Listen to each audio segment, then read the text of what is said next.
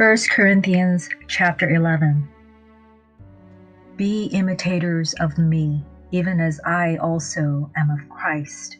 Now I praise you, brothers, that you remember me in all things, and hold firm the traditions, even as I deliver them to you. But I would have you know that the head of every man is Christ, and the head of a woman is man, and the head of the Christ is God. Every man praying or prophesying, having his head covered, dishonors his head. But every woman praying or prophesying with her head uncovered dishonors her head. For it is the one and the same thing as if she were shaved. For if a woman is not covered, let her hair also be cut off. But if it is shameful for a woman to have her hair cut off or be shaved, let her be covered. For a man indeed ought not to have his head covered, because he is the image and the glory of God, but the woman is the glory of the man. For man is not from woman, but woman from man. For man wasn't created for the woman, but woman for the man. For this cause, the woman ought to have the authority over her own head because of the angels. Nevertheless, neither is a woman independent of the man, nor the man independent of the woman in the Lord.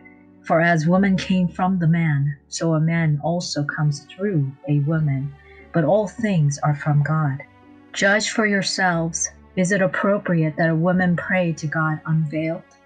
Doesn't even nature itself teach you that if a man has long hair, it is a dishonor to him? But if a woman has long hair, it is the glory to her, for her hair is given to her for the covering. But if any man seems to be contentious, we have no such custom, neither do God's assemblies. But in giving you this command, I don't praise you that you come together not for the better, but for worse. For first of all, when you come together in the assembly, I hear that divisions exist among you, and I partly believe it. For there also must be factions among you, that those who are approved may be revealed among you. When therefore you assemble yourselves together, it is not the Lord's Supper that you eat. For in your eating, each one takes his own supper first. One is hungry and another is drunken.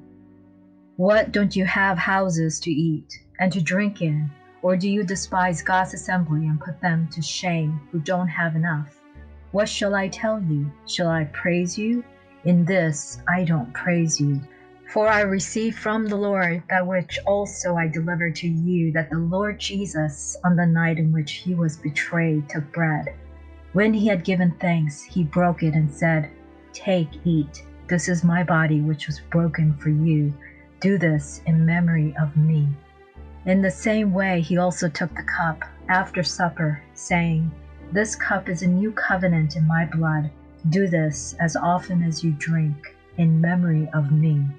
For as often as you eat this bread and drink this cup, you proclaim the Lord's death until he comes.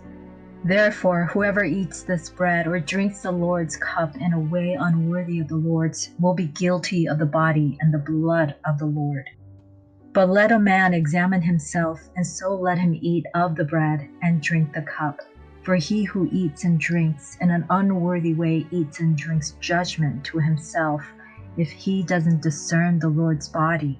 For this cause many among you are weak and sickly, and not a few sleep.